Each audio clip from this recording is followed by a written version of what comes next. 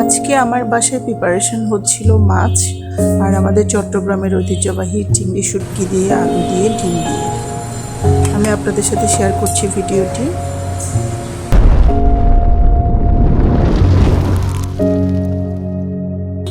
Hello সবাইকে, প্রাচী পিতুন ওয়ার্ল্ডের নতুন আরেকটি ভিডিওতে সবাইকে স্বাগতম। আশা করছি সবাই ভালো আছেন, আমিও ভালো আছি। আজকে আমি শেয়ার করছি আপনাদের সাথে একটা প্রিপারেশন। এটা হচ্ছে চট্টগ্রামের ঐতিহ্যবাহী চিংড়ি শুটকি দিয়ে আলু আর ডিম দিয়ে একটা তরকারি। এই যে আমি তেলের মধ্যে পেঁয়াজ দিয়ে দিলাম। এটা আমার সকালের একটা রান্না ছিল, যেটা আপনাদের সাথে আমি শেয়ার করছি। পেঁয়াজ দিলাম, তারপর হচ্ছে পেঁয়াজটা একটু লাল লাল করে এরপরে আলু দিয়ে দিলাম। আলুগুলো একটু মোটা কুচি করে কাটা ছিল। তো সকালবেলা যেহেতু রান্না ছিল, খুব একটা সাজিয়ে গুছিয়ে রান্না করা যায় না, খুব তাড়াহুড়ো করে রান্না করতে হয় সকালে আমাকে। একটা চুলার মধ্যে ডিম আর চিংড়ি শুটকি আলু দিয়ে হচ্ছিল, আর একটা চুলার মধ্যে মাছ হচ্ছিল। আর আমাদের যেহেতু জয়েন্ট ফ্যামিলি, আমাদের রান্নাটা একটু বেশি। এই যে চিংড়ি শুটকি দেখেন। এরপর আমি একটা বাটিতে মশলাগুলো সবগুলো রেডি করে নিয়েছিলাম। এটা হচ্ছে একটু ভাজা ভাজা করে যখন হয়ে যায় তখন হচ্ছে মশলাটা দিতে হয় আর কি। এটাকে একটু ভাজা ভাজা করতে হয়। এরপরে আমার মাছটা প্রায় হয়ে এসছে। এর মধ্যে আমি ধনেপাতা কুচি দিয়ে দিলাম।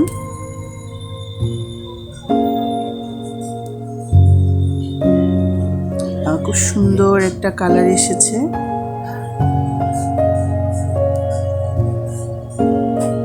তরকারিটা প্রায় হয়ে আসছিল।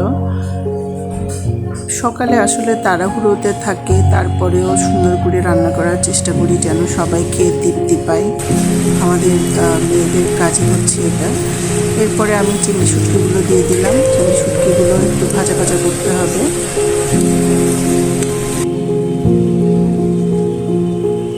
এরপর আমি বাটিতে যে মশলাটা করে রেখেছিলাম ওই মশলাটা এর মধ্যে দিয়ে দিলাম। এখানে ছিল আদা, জিরা, হলুদ, মরিচের গুঁড়া,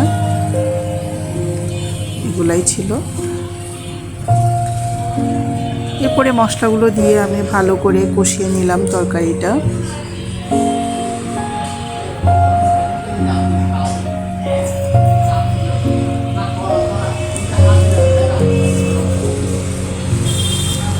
সুন্দর করে মশলাগুলো কষিয়ে নিলাম এর মধ্যে।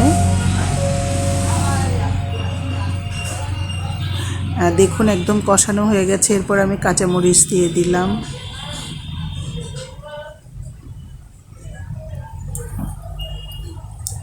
তারপর ভালো করে কষিয়ে নিলাম। আর আমার একটু কষিয়ে রান্না করতে খুব ভালো লাগে, আমি খুব পছন্দ করি যে কোনো তরকারি কষিয়ে রান্না করতে। এরপরে গরম জল দিয়ে দিলাম। এটা আসলে আমাদের চট্টগ্রাম, তো আপনারাই জানেন, আপনাদের চট্টগ্রামে হচ্ছে শুটকি সবাই খুব পছন্দ করে। এর মধ্যে আমার শাশুড়ি কাঁঠাল, কে জানি কাঁঠাল গিফট করেছিল। আমার শাশুড়ি মা কাঁঠালগুলো খুলে নিচ্ছিল। আমার কাঁঠাল খুব একদম পছন্দ না, আমি কাঁঠালের ঘ্রাণও সহ্য করতে পারি না, কিন্তু আমার বাসার অন্যরা খায়। আমার হাজব্যান্ডও খায় না, আমি আর আমার হাজব্যান্ড খাই না, বাকিরা খায়। এর মধ্যে আমি ডিম গুলে রেখেছিলাম, ওই ডিমগুলো হচ্ছে তরকারিটা ফুটিয়ে ওঠার পরে আমি ডিমগুলো দিয়ে দিলাম।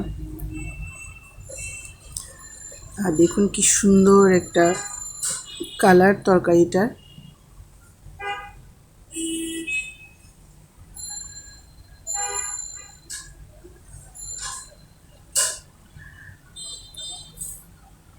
এরকম রান্নাগুলো করতে খুবই ভালো লাগে।